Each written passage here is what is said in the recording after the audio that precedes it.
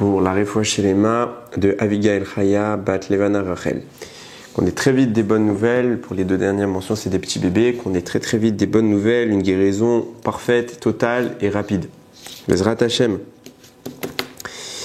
Alors je reprends ce que je disais. Je refais le contexte de la paracha, enfin du moins du début, pour un peu resituer les choses. Donc Yaakov maintenant s'est enfui puisqu'il avait volé, entre guillemets, les bénédictions de son frère Esav, qui lui en veut et qui cherche maintenant quelque part à le mettre à mort. Donc il s'enfuit, il va chez son oncle Lavan. Sur la route, il est orienté par Akadosh Baruch Hu au futur en 3, à l'endroit où ses pères avaient déjà prié, qui sera plus tard le Beth Amikdash. Donc il va faire le fameux rêve, il va dormir là-bas, il va faire le fameux rêve de l'échelle. Donc l'échelle posée à terre, Hashamaim, et l'extrémité supérieure arrivée dans le ciel, au-dessus Akadosh Baruch Hu se tient, et des anges qui font l'aller-retour, qui montent et qui descendent. Et Akadosh Baruch Hu va quelque part renouveler son alliance. C'est vrai que le troisième patriarche, il l'avait fait avec Abraham, Yitzhak, et maintenant il va la renouveler avec le successeur, avec Yaakov. Donc Yaakov fait ce rêve-là, il se réveille et il reprend sa route. Sur la route, il arrive au fameux puits, là où il va rencontrer Rachel. Donc c'est un puits que la Torah nous décrit, recouvert d'une immense pierre, autour duquel 3 troupeaux sont réunis. Ils attendent d'être à plusieurs pour soulever la pierre. Yaakov arrive et il est surpris de les voir aussitôt se réunir autour du puits, puisque c'est normalement quand on retourne autour du puits, c'est pour abreuver le troupeau, c'est la fin de la journée. Il arrive là-bas, donc il s'enquiert pour essayer de se renseigner auprès de où trouver Lavan, et justement, ça tombe bien, sa fille Rachel arrive avec le troupeau de Lavan. On voit tout de suite, je le précise parce qu'on va en reparler un tout petit peu plus tard, combien Lavan est pauvre, puisqu'il n'a pas de serviteur, il n'a pas de berger, c'est sa fille qui est obligée d'être elle-même la bergère. C'était pas très fréquent à l'époque que ce soit une femme qui s'occupe du troupeau. Donc c'est la fille qui est la bergère, c'est Rachel. Et donc Rachel arrive avec le troupeau de son père au niveau du puits. Et Yaakov fait une démonstration de force puisqu'il soulève le gros rocher qui est sur la pierre, qui est sur le puits, il le dépose, il donne à boire à tout le troupeau de Rachel. Et là, on va voir un petit peu les psukim. Et donc après, on connaît l'histoire. C'est comme ça qu'il va rejoindre Lavan, puis se marier ensuite avec Rachel et Léa. D'abord Léa, puis après Rachel. Donc il y a écrit comme ça, Veïssa, Yaakov Raglav. Donc après avoir fait son rêve, il s'est réveillé. Il s'est remis en chemin. Vayeler Artsa ben Kedem. Il est allé sur les terres des enfants de Kedem de l'Orient. Vayar Vine Berbasade. Et voici, il a vu. Et voici un champ, un puits dans le champ. Vinesham Shlosha Adretson Rovtsim Malea. Voici qu'il y avait 3 troupeaux là-bas qui étaient autour. Qui minaberai yashko adarim vaeven godel apia iber. Donc parce que c'est sur ce puits-là que tout le monde buvait et il y avait une grosse pierre dessus. Je saute quelques psukim, j'arrive au 9e tout de suite. Donc il est en train, dans les psukim que je saute, il est en train de discuter avec les bergers qui sont là pour s'enquérir de la vanne. Oden medaber imam, il est encore en train de parler avec eux, vers Rachel ba'a. Et voici que Rachel, elle arrive, Imatson, Asher, Leavia, avec le troupeau qui appartenait à son père, Kiroaï, parce que c'était une bergère. Veikashera et Yaakov et Rachel, Bat Lavan Achiel Imo. Lorsque Yaakov, il a vu Rachel, la fille de Lavan, son oncle, enfin le frère de sa mère, Vetson Lavan, et ce troupeau qui était avec lui, Achimo, qui était encore une fois le frère de sa mère, Vaigash Yaakov, il s'approchait, Vaigel et Taïven, mais Alpiaber, il a levé tout seul la pierre qui recouvrait le puits. Il fallait être plusieurs, mais lui il le fait tout seul. Donc comme je disais tout à l'heure, on parle d'ici d'une démonstration de force. Vayash Etson Lavan Achi Imo, et il a fait boire le troupeau de Lavan. Et là, Vaishak Yaakov le Rachel, et Yaakov a embrassé Rachel. Vaïssa et Kolo Vaïevk, et il a pleuré, il a levé sa voix et tout de suite il a pleuré. On avait déjà. Ok, Parashat Hashavua, Parashat Vayetse. Alors, Yaakov, je rappelle un petit peu les faits. Il a l'Elui Nishmat, j'ai oublié de préciser, l'Elui Nishmat Avi Memori, Yitzhak ben Shimon, Aaron ben Shimon, pour la Refoua Shelema de Ephrat bat Yehoshua. On entend très très très rapidement des bonnes nouvelles et également, j'ai fait un cours sur ces sujets-là. On va aborder un peu un autre angle, même s'il reste toujours en rapport avec tout ce qui s'est passé. Alors, il y a plein de choses qui se passent sur ce passage. On a Yaakov qui va rencontrer sa future épouse, Rachel, autour d'un puits. Le Midrash nous dira, il y a 3 hommes qui ont trouvé leur zivug, leur conjointe, puisque dans ce cas-là, c'était à chaque fois des hommes, donc c'était une femme, qui ont trouvé leur femme en rapport avec un puits. Parashat Chaye Sarah, lorsque Eliezer est envoyé en tant qu'émissaire d'Abraham pour trouver une femme pour son fils Yitzhak, Eliezer se rend près du puits, c'est là-bas qu'il va voir le miracle. Rivka arrive, elle vient puiser, et lui il avait donné un signe, je vais lui demander donne-moi à boire, elle va me donner à boire à moi et à mon troupeau. Rivka accomplit le signe, il reconnaît en Rivka la femme de Yitzhak. Le miracle s'est produit. Yaakov, je viens de le raconter, il rencontre ici Rachel, et plus tard ce sera Moshe dans la même ordre d'idée. Moshe s'enfuit d'Égypte, et lorsqu'il s'enfuit d'Égypte, il arrive à un puits, c'est là qu'il va rencontrer Tzipora, et également il va leur donner, il va les aider à donner à boire à leur troupeau. Le Zohar précise, dans les trois cas dont on parle ici, le même miracle s'est produit, à savoir, et c'est celui qui est le plus mis en avant, c'est pour Rivka, mais le même miracle s'est produit, à savoir que quand la femme en question approchait du puits, l'eau montait. D'ailleurs, Eliezer, il a été surpris de voir quand Rivka s'approche du puits, il voit l'eau monter. Pourquoi ? Pour pas qu'une sadéquette comme Rivka, quand elle va devoir puiser de l'eau, elle ait à se fatiguer. Parce que c'est fatigant, etc. Il faut descendre le seau, le remonter. Quand il est chargé, ça devient lourd. C'est fatigant. Donc en fait, l'eau montait à elle n'avait plus qu'à se servir facilement et sans effort. Et bien pareil pour Rachel, quand Rachel arrive ou quand Tzipora arrive, l'eau monte aux abords du puits, ils n'ont plus qu'à ramasser l'eau sans se fatiguer. Et là, évidemment, on se pose la question, à quoi sert ce miracle ? Pourquoi il y a une union qui va se faire, enfin du moins il y a des rencontres qui se font autour des puits.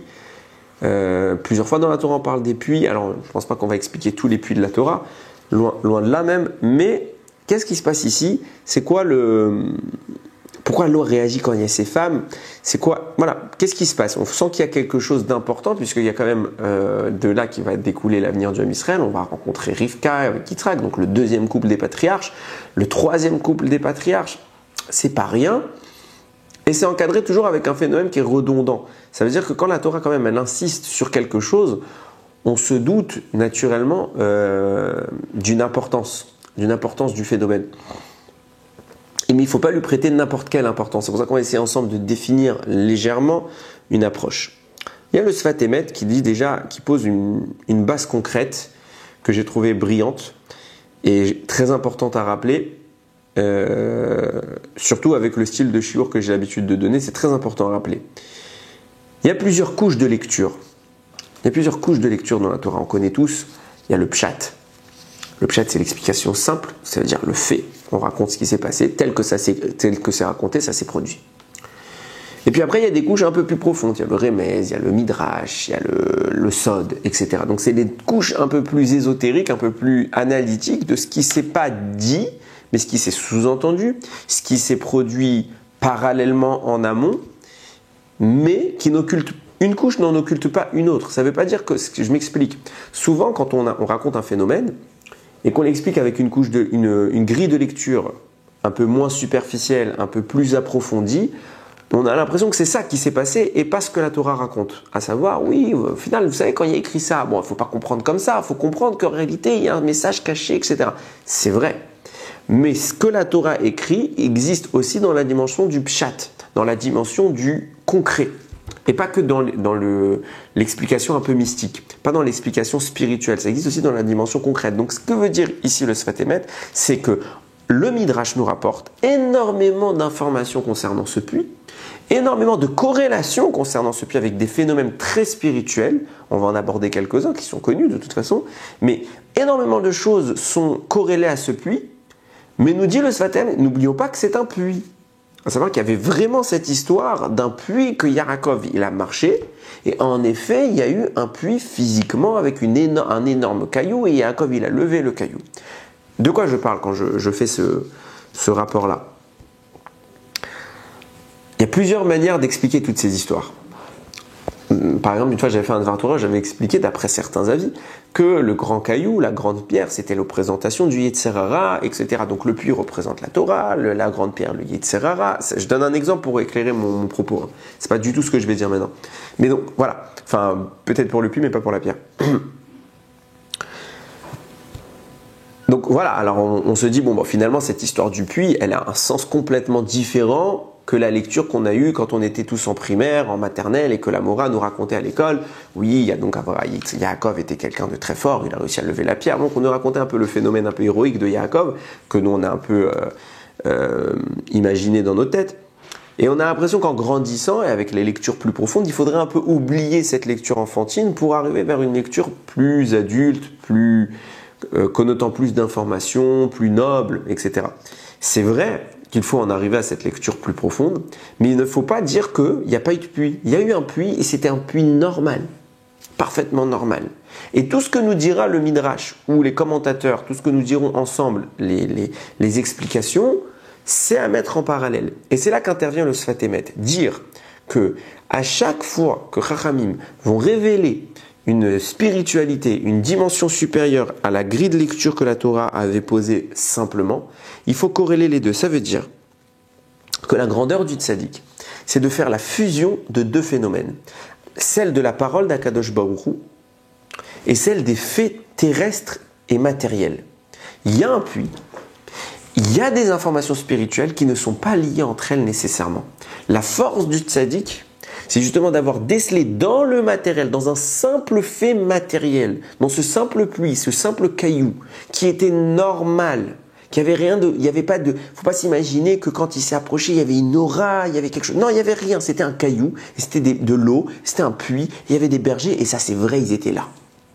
Mais Yaakov, en regardant, et c'est ça le rôle du tzaddik, en sondant le matériel, il arrivait à la dimension de lecture du spirituel. Ça veut dire que la parole d'Hachem, qui est cachée dans le monde et qui a fait émerger ce monde, elle est toujours là, et Yaakov fait le pont entre ce que le monde manifeste, un puits, de l'eau, des bergers, une pierre, et ce que Akadosh Baruch Hu a prononcé de plus spirituel. Il lie l'émanation spirituelle à une dimension terrestre. Et c'est pour ça que la Torah nous dit tout de suite, Vayar, il a vu, il a regardé. Et pourquoi la Torah a fait de ce passage de la vie de Yaakov une section de la Torah? C'est parce que justement, Yaakov a transformé cet événement de sa vie en un événement spirituel, en un événement de Torah. Comprenons bien le propos. On peut aisément imaginer qu'il y a des événements de la vie de Yaakov et de tous les personnages de la Torah qui ne sont pas racontés dans la Torah. On ne nous raconte pas que Yaakov il s'est levé à telle heure, le tel jour. On ne nous raconte pas que Yaakov il a marché 1500 pas avant d'arriver à tel endroit. Non, parce qu'il ne s'est rien passé d'important à ce moment-là. Alors, le fait que Yaakov arrive devant ce puits et qu'on nous en fasse toute une histoire, pourquoi c'est important? On aurait pu simplement dire, on n'est pas obligé de nous parler d'un puits, on n'est pas obligé de lui dire que Yaakov il a... on va dire un mot un peu barbare, mais qui est pas, enfin pas barbare, mais un mot peut-être qui est un peu déplacé, mais il a dragué Rachel. C'est pas ce qui s'est passé. On comprend qu'il y a une autre grille de lecture, mais la première grille de lecture, c'est celle-là. Donc il a voulu l'impressionner. Et pourquoi on fait de ce moment de la vie de Yaakov un moment de Torah?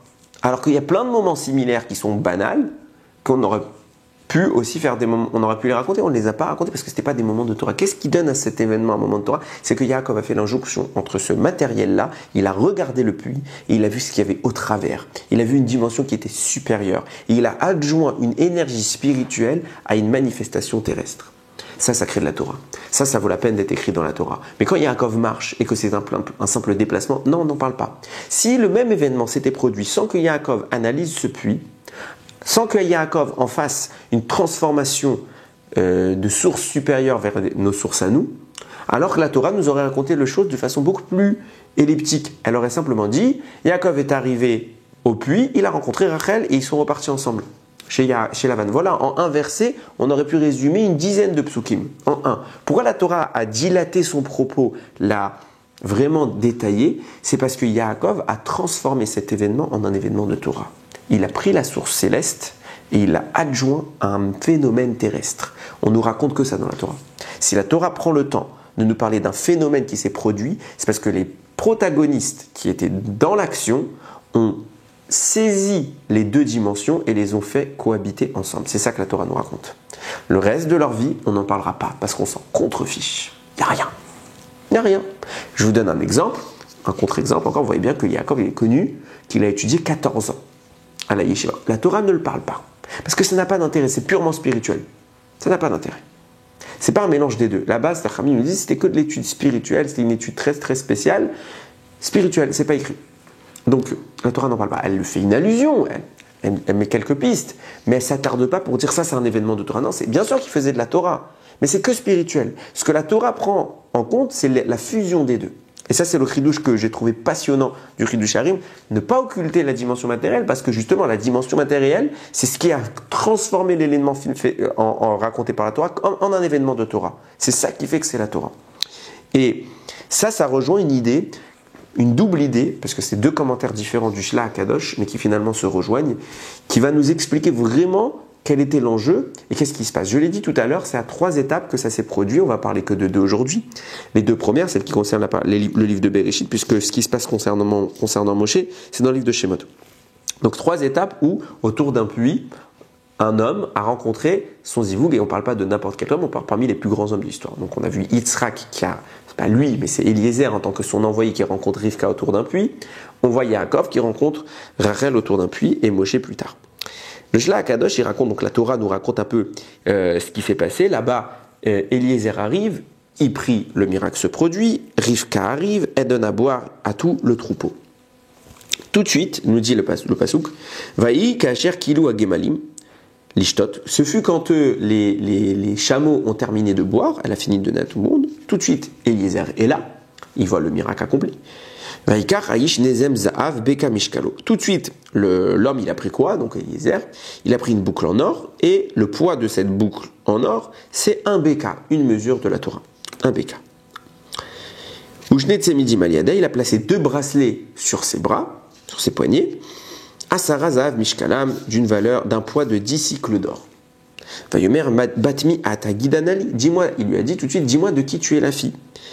Ayesh bet avir makom lanou lalin, est-ce que tu as de quoi, ton père il peut nous accueillir?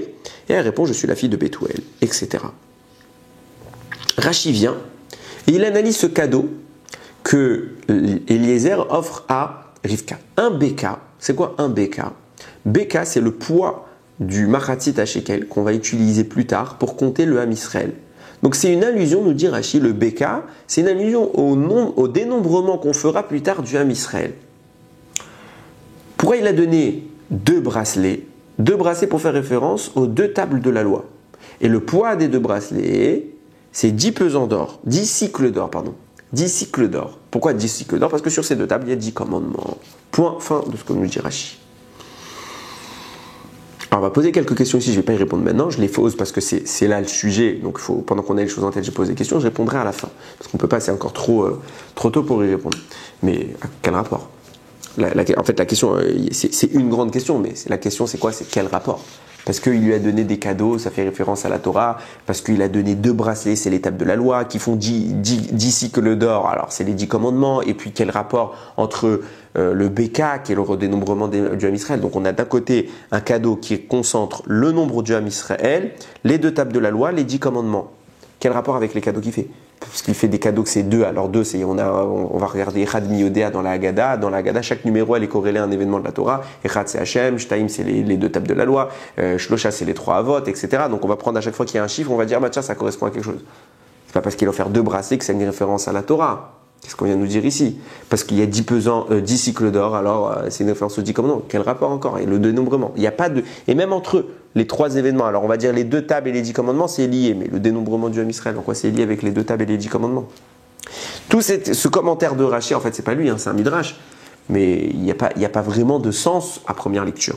Donc retenez bien cette question, ces questions, on y revient tout à l'heure. On va maintenant s'arrêter sur une autre petite question qui, je trouve, est tout aussi importante, voire même peut-être plus que toutes les autres. L'attitude d'Eliezer. Eliezer vient, il voit le miracle se produire, et tout de suite, il lui donne les bracelets, qui valent de l'or, il lui donne tous les cadeaux. Et après, il lui dit, mais t'es la fille de qui au fait? Je comprends pas. Tu sais que tu dois chercher une fille dans la famille de Bethuel. Imagine, bien sûr, le miracle s'est produit. Mais imagine c'est un hasard et que c'est pas elle la fille. Elle vient de monsieur un tel, fils de un tel, qui est une famille complètement différente. Et et Abraham avait demandé à Eliezer, tu ne prends une fille que de ma famille. Si c'est maintenant une fille qui n'est pas de sa famille, il ne va pas la prendre. Donc les cadeaux que Abraham avait transmis à Eliezer pour transmettre à la future femme, il ne peut pas les donner tant qu'il n'est pas sûr de l'identité de la personne. Donc normalement, la logique des choses aurait dû être, waouh, le miracle se produit. Maintenant, je vais voir la fille. Je dis qui tu es, elle me dit qu'elle est la fille de Bethuel. Maintenant que je sais que tu es la fille de Bethuel, je te fais les cadeaux, mais je ne donne pas les cadeaux tant que je ne sais pas qui tu es. Ça n'a pas de sens. Eliezer les donne tout de suite. Viens nous dire le Shla Kadosh, qu'est-ce qui se passe ici? En réalité, les choses elles sont beaucoup plus subtiles que ce qu'on croit. Quand Eliezer a reçu pour mission par Abraham d'aller chercher Rivka, Eliezer, il a mis des doutes, il a émis des doutes, il a dit maintenant Abraham, Inématov, si j'y arrive avec plaisir, mais t'as vu la mission? Comment je vais faire? Comment je vais trouver cette femme? Imagine, elle ne veut pas venir, imagine ça. Et il a raison. Et tout de suite, Abraham lui dit, dans les psukim en question, que je le retrouve, il dit Hachem Eloka Shamaim, Hachem le Dieu du ciel, Hachem la carte, les Kachanim Ibet Avim Umeretz Moladi, qui m'a sorti de la maison de mon père et de la terre de ma naissance, Vacher Diberli, Vacher Nishbarli Limor, qui m'a dit, qui m'a juré en disant les Arachet Enet Aretz Azot,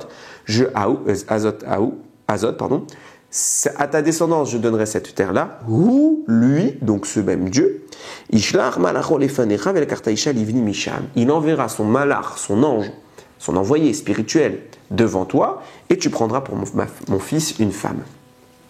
Nous dit tout de suite le Shla Kadosh, il n'y a pas qu'un émissaire dans l'histoire, il y en a deux. Il y a Eliezer sur terre, et il y a le malach dans le ciel. Il y a une action conjointe des deux protagonistes entre un événement terrestre, une histoire simple d'un bonhomme, serviteur de son maître, qui voyage et qui arrive devant le puits et qui rencontre une jeune fille et qui va l'identifier au terme des miracles.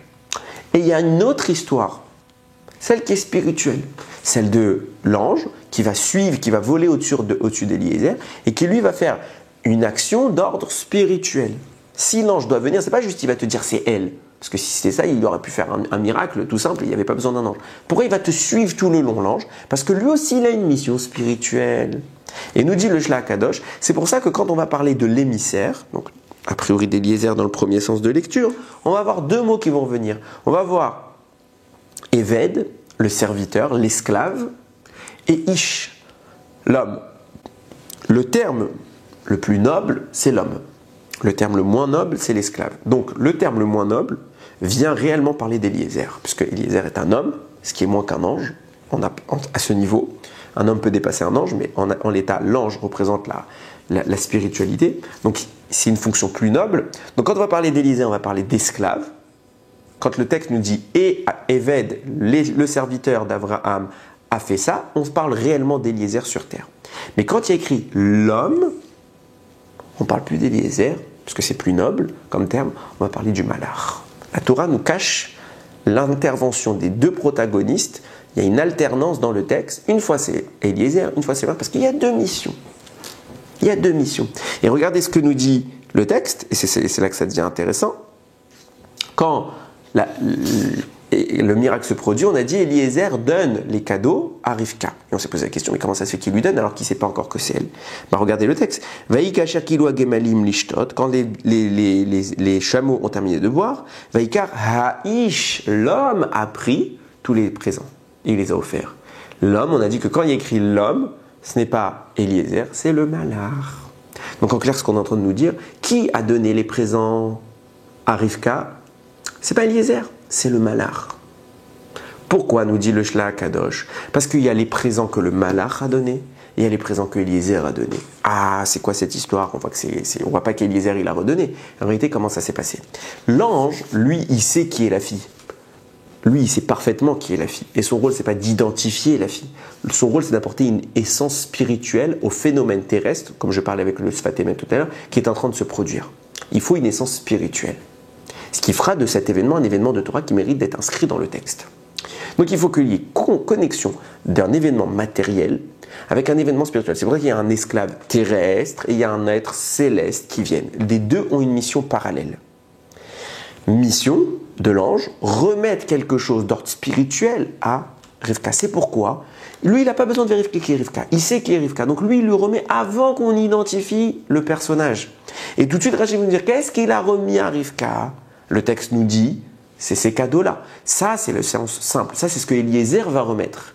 Mais là, on nous dit que ce que Eliezer a remis, ça avait déjà été remis par le malach. Et puisque c'est le malach qui l'a remis, il n'y a pas deux fois le bracelet, il n'y a pas deux fois les bijoux.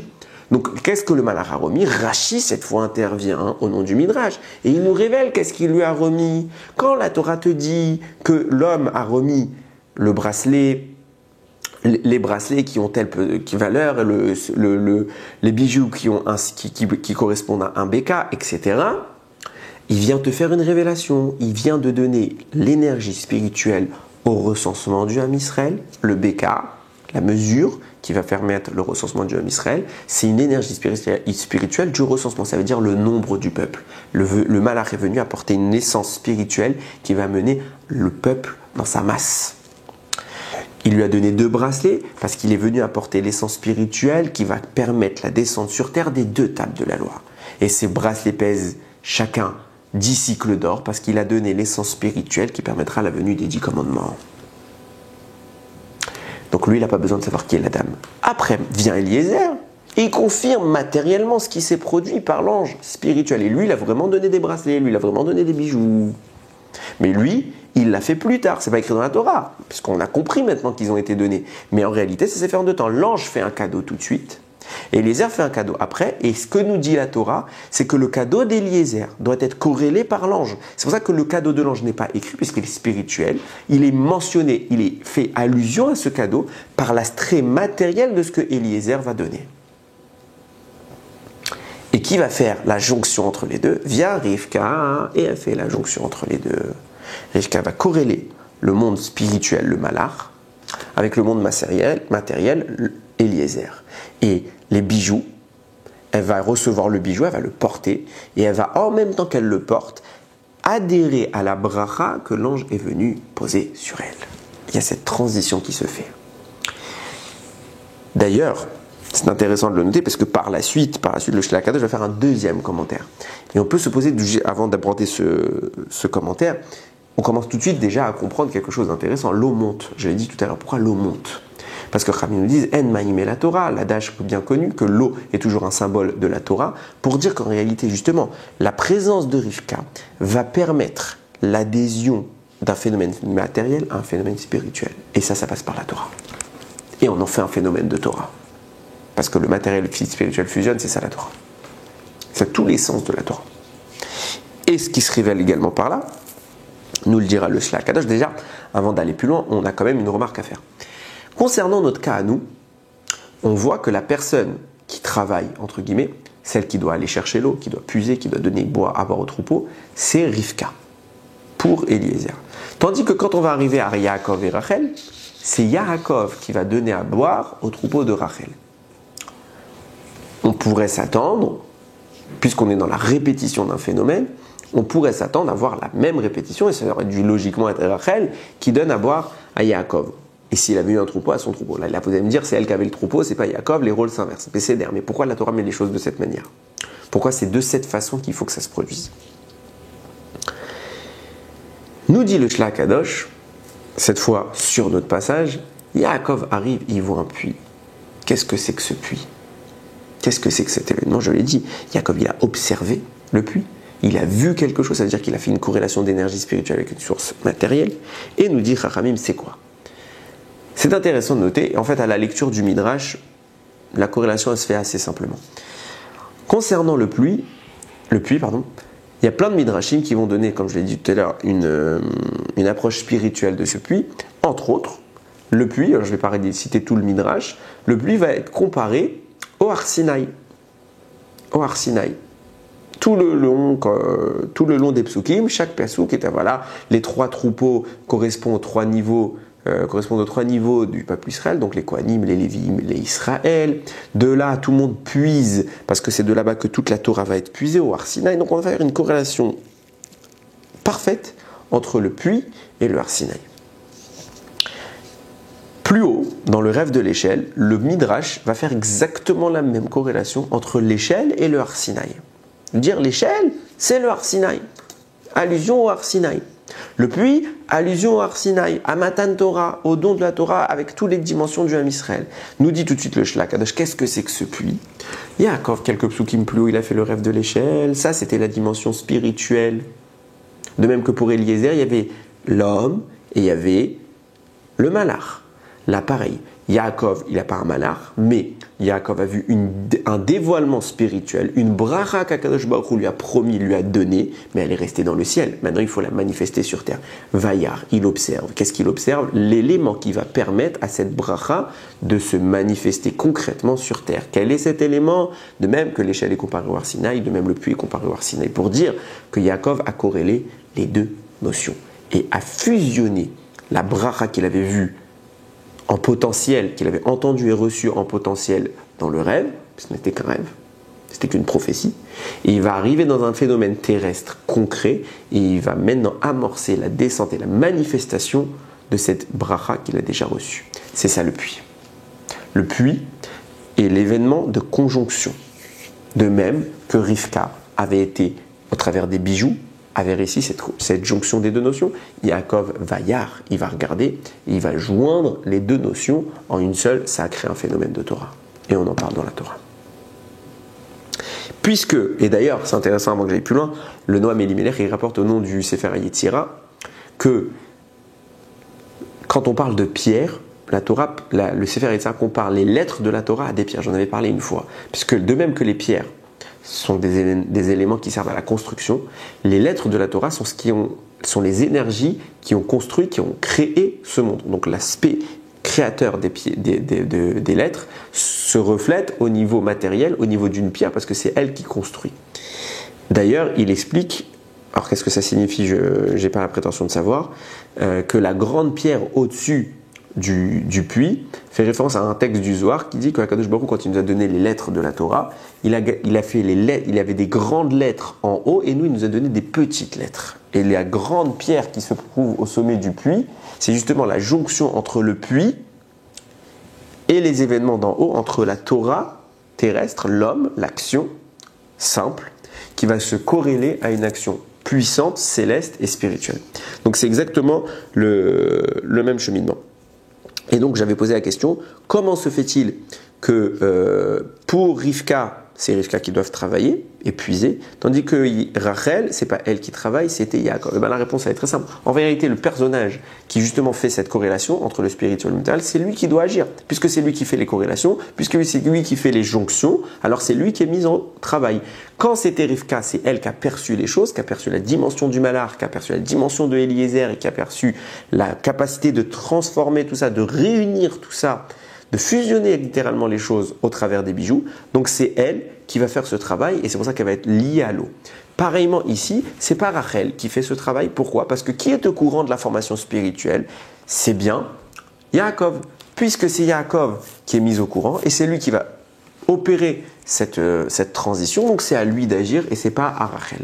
Et qu'est-ce qu'il essaye de faire Yaakov? En réalité, comme je l'ai dit, il a entendu une bracha au rêve de l'échelle, et dans cette bracha, maintenant cette bracha qui était d'ordre du potentiel, il va la manifester concrètement. Et dans cette bracha, c'est intéressant, Hachem lui a dit, et ta descendance sera comme la poussière de la terre, et tu vas déborder, bon en tout cas tu vas t'éparpiller, t'élargir, te répandre au nord, sud, est, ouest, et toutes les bénédictions, tous les peuples, les familles de la terre seront bénis par toi et par ta descendance. Vient le Midrash Rabbah et il pose la question, pourquoi on a comparé la descendance de Yaakov à Arafar Haaretz, la poussière de la terre, pour dire, de même que la poussière de la terre n'est bénie qu'au travers de l'eau, c'est l'eau qui va lui permettre de germer, qui va lui permettre de pousser, qui va lui permettre de produire, de même le Ham Israël n'est béni qu'au travers de la Torah, qui est elle-même, je l'ai dit tout à l'heure, comparée à l'eau. En maïm et la Torah, il n'y a un emploi de mot maïm, du emploi de l'eau, que pour faire une allusion à la Torah. Pour nous dire, la corrélation entre Ham Israël et la terre, c'est quoi? C'est qu'on a besoin d'eau pour pousser, pour se répandre. Israël a besoin de la Torah. La terre a besoin d'eau. C'est une allusion à la Torah. La Torah est l'élément qui permettra de germer au peuple juif. C'est pourquoi tout de suite, Yaakov s'occupe du troupeau. Et qu'est-ce qu'il fait au troupeau? Il lui donne à boire. Quel est le rapport entre le troupeau et le Ham Israël? Alors j'avais déjà évoqué cette idée-là. c'est un midrash en réalité, qui pose la question de savoir combien de bétail disposait Lavan avant que Yaakov arrive. Il pose la question et il répond très simple. C'est écrit, pour parler du troupeau de Lavan, c'est écrit Merat. Il était peu nombreux. Nous dit le midrash, c'est écrit ici Merat, peu nombreux, concernant le troupeau de Lavan. Et il y a un autre endroit où c'est écrit qu'ils étaient peu nombreux. C'était où? Dans Shemot, lorsqu'on est descendu en Égypte, on était Merat. Bim, c'est ce qu'on dit. Bimte Merat. Dans la Gada de Pessah, on dit on est venu en Égypte peu nombreux.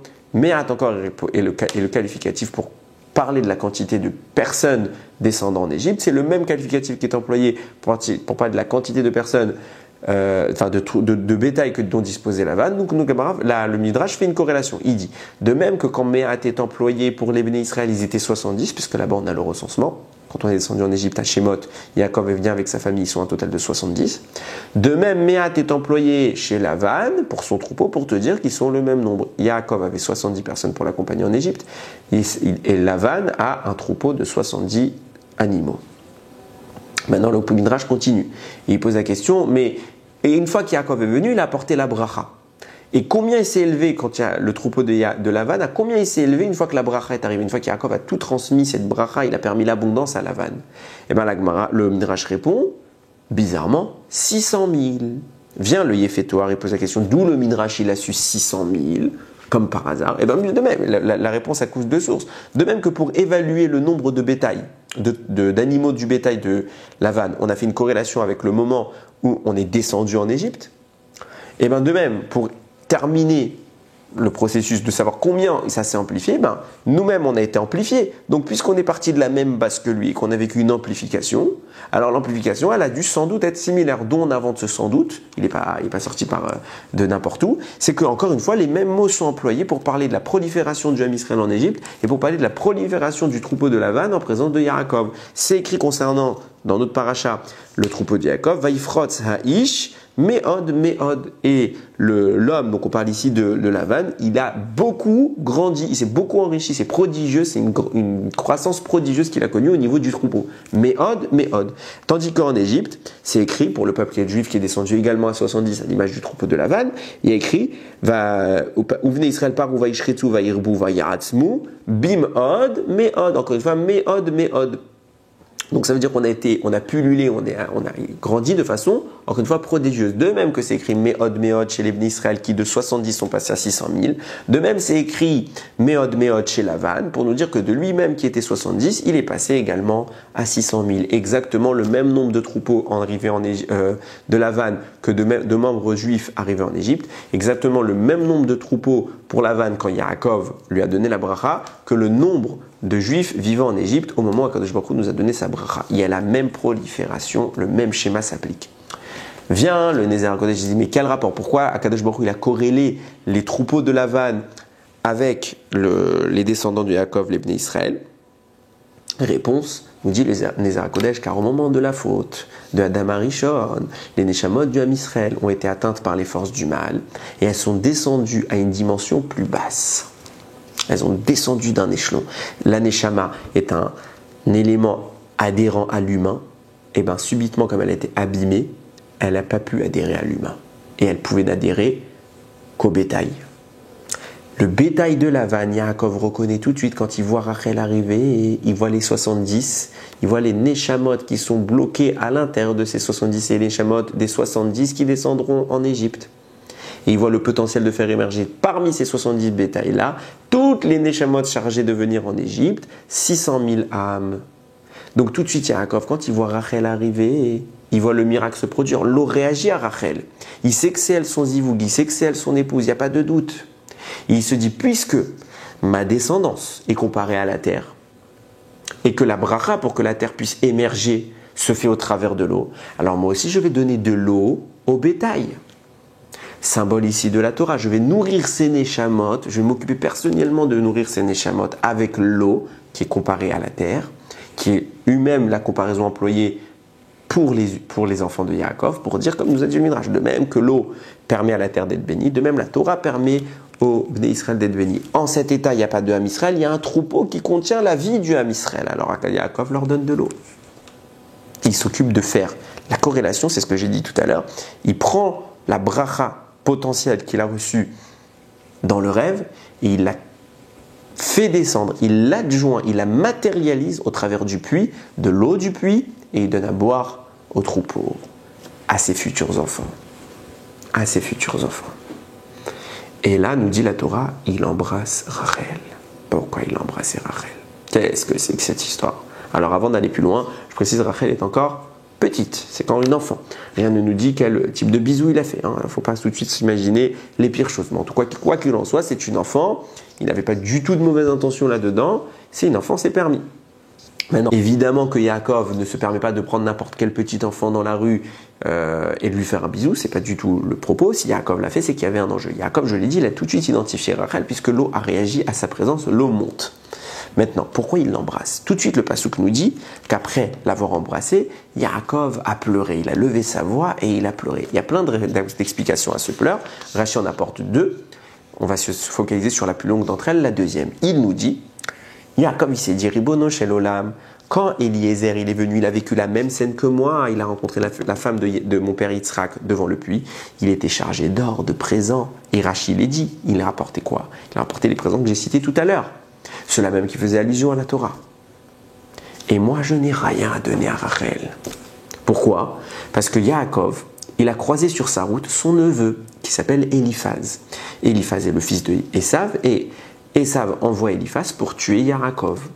Yaakov reste l'oncle d'Eliphaz, il le connaît bien, Eliphaz l'aime, et Eliphaz est embêté. Il est coincé entre deux solutions. D'un côté, Kibboud Av Vahem, il veut respecter son père. C'est pas non plus un grand sadique, hein. Mais il a la crainte de son père. Il veut accomplir l'ordre de son père. Donc il devrait tuer Yaakov. D'un autre côté, il aime Yaakov. Je vais pas tuer mon oncle. Alors qu'est-ce que je fais? Il va voir Yaakov et il lui dit, Yaakov, qu'est-ce qu'on fait? Alors Yaakov, il lui donne une solution. Il lui dit, écoute, j'ai un moyen de faire. Et non seulement tu as écouté ton père, et en plus tu m'as pas tué. Comment? Il y a une halakha, il y a un dicton que la Gemara rapporte, qu'un pauvre qui est démuni de toute chose, il n'a plus rien, il est considéré comme mort. Donc si je te donne tout ce que j'ai, tous mes biens, à toi, tu m'as démuni, je suis comme un mort. Tu as accompli l'ordre de ton père parce que tu m'as tué, et moi tu m'as pas tué. Tout le monde est content, et Eliphaz il lui a tout pris. Yaakov se retrouve sans plus rien. Donc quand il arrive, vous pouvez se douter que Yitzhak lui avait donné des choses, mais quand il arrive chez Rachel, il n'a plus rien à lui donner. Et là, il se lève sa voix, il pleure. Alors, on se doute bien que Rachel se fiche complètement de petits cadeaux, même si c'est des cadeaux qui valent cher. On ne pense pas de Rachel qu'elle est axée sur le luxe, sur tout ce matérialisme. Bien sûr que peut-être comme toute femme, elle les aimait, je ne suis pas en train de dire ça, mais c'est Rachel. Donc si maintenant, elle voit Yaakov, son futur mari, et qu'il n'a pas de quoi lui faire un super cadeau, c'est pas la fin du monde. En plus, il a dû sans doute lui raconter ce qui s'était passé, donc c'est pas la fin du monde. Mais pourquoi tu pleures, Yaakov? Tu en arrives à pleurer parce que tu n'as pas lui donné. Alors que tu sois gêné de la situation, j'entends que tu pleures. De quoi on parle? Finalement, c'est clair. Qu'est-ce qu'on a dit? Que Yaakov, il est en train de matérialiser la bracha spirituelle qu'il a reçue au moment du rêve. Maintenant, il lui faut un élément matériel. Pour le troupeau, c'était l'eau. Pour Rachel, il en faut plus. On peut lui leur donner que de l'eau. On voit bien que pour Rivka, c'était plus que de l'eau. Il dit, mais punaise, c'est pas juste. Quand c'était pour Eliezer, j'avais l'élément tout de suite qu'elle a pu utiliser Rivka pour fusionner le spirituel et le matériel. Tout était là, il n'y avait qu'à donner et elle a pu faire la jonction des deux. Mais moi, j'ai rien. Avec quoi je vais faire cette jonction, cette bracha qu'Akadosh Baruch Hu me donne? Je n'ai pas moyen de l'accomplir sur terre pour Rachel. J'ai pour les troupeaux, il y a l'eau, c'est bon, c'est nickel. Pour Rachel, comment vais-je faire? Et là, il crie, il pleure. Et c'est pour ça qu'il l'a embrassé juste avant. Parce que juste avant, qu'est-ce qu'il va essayer de faire? C'est de forcer les choses par un acte physique. Il va donner ce baiser, ce contact physique avec l'homme qui est lui-même le vecteur de la bracha. L'homme sur lequel Hachem a posé cette bracha, c'était lui-même, c'était Yaakov. Donc Yaakov va se connecter à Rachel pour justement que cette union qu'il va y avoir entre eux, ce contact physique qu'il va y avoir entre eux, soit lui l'élément de jonction du spirituel et du matériel. On voit une allusion de ce que je dis, que j'invente pas, que j'ai dit quoi? Puisque quand il a donné l'eau au troupeau de Yaakov, de Lavan, on a expliqué que toute l'eau, pour montrer que le cheminement se suit bien, que toute l'eau qu'il a utilisée, c'était une allusion à la Torah, et que l'objectif de cette allusion à la Torah, c'était de nourrir les Neshamot du Ham Israël qui étaient bloqués dans le troupeau de Lavan, car l'eau est ce qui nourrit la terre, et le Ham Israël est béni par comparaison à la terre. Donc tout s'emboîte. Rachel, on ne peut pas en prétendre autant, il en faut un peu plus, c'est un être humain, c'est une tzadékette, c'est beaucoup plus raffiné, il faut un contact beaucoup plus puissant. On voit que le bisou qu'il lui fait, ça a la même valeur, enfin ça a la même démarche que l'eau qu'il donne au troupeau, à une échelle plus grande, plus affirmée, mais c'est exactement le même procédé transposé de l'animal vers l'humain, mis à jour, mis en état. On voit ça, et bien les mots qui sont employés. Quand il s'agit de donner à boire au troupeau, il y a écrit quoi? Vayashk. Et il a fait boire le troupeau de la vanne. Tandis que quand il s'agit d'embrasser Rachel, il y a écrit Vayishak. Il l'a embrassé. Vous voyez les mots, c'est bidiouk les mêmes lettres. Vav, vav, yud, yud, shin, shin, kouf, kouf. Les deux, si vous prenez n'importe quel Sefer Torah, il n'y a pas les nekudot. Si vous lisez le texte, vous pourriez faire la faute de dire, soit il a embrassé le troupeau, parce que si vous lisez avec les mauvaises nekudot, puisqu'elles ne sont pas écrites, c'est les mêmes lettres. Vous pourriez faire la faute de dire, soit au lieu de dire, il a embrassé Rachel, Vayishak Rachel, Vayashk Rachel, il a donné à boire à Rachel. Ou Vayishak Edson, j'ai plus le texte devant moi, je ne sais plus comment c'était prononcé, au moins que je ne dise pas de bêtises, c'est pas bien de prononcer des psukim par cœur. Vayashk Edson Lavan, donc on aurait pu dire, il a donné à boire au troupeau, hier on aurait pu dire Vayishak Edson Lavan, il a embrassé le troupeau de Lavan. C'est pas ce qu'il a fait, je vous rassure. Mais pourquoi le même mot pour employer deux sens différents? Pour te dire que c'est le même principe qui s'applique à des dimensions différentes. Au niveau du troupeau, que c'est des animaux, Vayashk, tu liras, il a donné à boire. Il a donné la petite dimension, la petite nekuda, le petit lien de transition entre la Torah et l'animal. Pour Rachel qui était plus puissante, alors il n'a pas fait juste de l'eau, mais c'est le même phénomène, Vayash, qu'on aurait pu dire il lui a donné à boire, il ne lui a pas donné à boire, il l'a embrassé, Vayishak. C'est les mêmes lettres, pour dire c'est le même cheminement. C'est pas des aides, en plus ils sont même pas dans le désordre, c'est pour vous dire à quel point la corrélation elle est puissante. Des fois on dit oui c'est le même mot avec une combinaison de lettres, non, là c'est les mêmes lettres avec une vocalisation différente, mais le mot reste identique au texte. C'est le même aussi bien pour les animaux que pour Rachel. Que fait Yaakov? Pourquoi il l'embrasse? C'est pour ça qu'il a été obligé de pleurer après. Il s'est dit, Ribono Shel Olam, vous vous rendez compte? J'ai même pas l'élément matériel capable de transférer le divin vers le terrestre. Donc c'est pour ça que j'ai été obligé d'embrasser cette jeune fille. Parce que c'est la seule chose que je pouvais faire parce que je n'avais rien à lui donner. Mais quoi qu'il en soit, il a réussi. Il a transféré cette bracha chez Rachel, il a réactivé, il a libéré même les neshamot du troupeau qui était présent chez Lavan, et ça a permis l'émergence du Ham Israël selon le même schéma. Il va se marier avec Rachel et Léa, de là vont sortir les 70 personnes devant descendre en Égypte, et de là vont sortir les 600 000 Bnei Israël. Le même schéma. Qu'est-ce qui fait un élément de Torah? Qu'est-ce qui fait un événement de Torah? Qu'est-ce qui fait que la Torah nous raconte quelque chose et pas autre chose? C'est pas quand c'est que spirituel, c'est pas quand c'est que matériel. Parce qu'on voit bien, Yaakov, 14 ans en Égypte, en Yeshiva, on n'en parle même pas. Rien, on saute. Quand c'est que matériel, on n'en parle pas. Yaakov, il a fait des milliards de pas pour marcher dans sa vie. On ne les a pas comptés parce qu'on s'en contrefiche. Qu'est-ce que la Torah nous raconte? Quand un homme ou une femme va faire l'effort de voir dans la création le moyen de faire le pont vers Akadosh Baruch, le moyen de déceler la parole d'Hachem dans la matière. Ça, c'est un élément de Torah. Ça, c'est un élément de Torah. Utiliser le matériel et le spiritualiser. On pose la question de savoir, dans une vie, l'essentiel du temps ne peut pas être consacré à l'étude. Prends le temps de dormir. C'est moitié de notre vie, c'est presque le tiers même de notre vie. Le moment où on mange, le moment où on a besoin de faire nos besoins, le moment où on doit se laver, se doucher, etc. Tous les moments qui sont un peu faits, on doit travailler. Dans une vie d'un homme, ça représente l'essentiel de sa vie. Donc c'est du néant, spirituellement parlant. Comment considérer un homme comme étant un Talmid Chacham, comme étant quelqu'un qui va consacrer sa vie à Hachem, alors que physiquement, il va la consacrer à d'autres choses, terrestres, matérielles. Finalement, c'est simple. Tu veux faire de ta vie un événement de Torah? Vois Hachem dans ta vie. Vois la parole d'Hachem dans ton mur. Dis ça, c'est Dieu qui l'a créé, ça c'est la parole d'Hachem qui le crée. Quand tu es en train de travailler, conçois que ta parnassa, c'est la parole d'Hachem qui la dicte. Toi, tu es en train de faire l'outil, un élément terrestre, sur lequel va s'apposer une bracha, tu es l'outil de jonction. Tu fais ça, tu crées de la Torah. tu vis de la Torah. On parle de toi dans la Torah. Et chaque instant de ta vie où tu as dormi, oui, tu as dormi, tu n'as rien fait. Mais j'ai dormi parce que qu'est-ce qu'Hachem m'a créé comme ça? J'ai besoin de me recharger mes batteries. Et je le fais pour pouvoir demain repartir très tôt à la synagogue, mettre mes tefilines, faire ma tefila, prier Hachem, étudier, faire des mitzvot. Les temps de sommeil deviennent des temps de Torah. Les temps de travail, les temps de nutrition deviennent des temps de Torah. Si j'arrive à voir en eux la parole d'Akadosh Baruch Hu. C'est ce qu'a fait Yaakov. Il nous dit à Torah, un petit événement, il a trouvé un puits. Waouh! On nous en fait un événement. Tu me dis le rêve, ouais, c'était très spirituel. Le puits, ça c'est un événement de Torah. Et pourquoi on nous a raconté le rêve? Pour justement le puits. Peut-être qu'il est même plus important le puits que le rêve. C'est ça la Torah.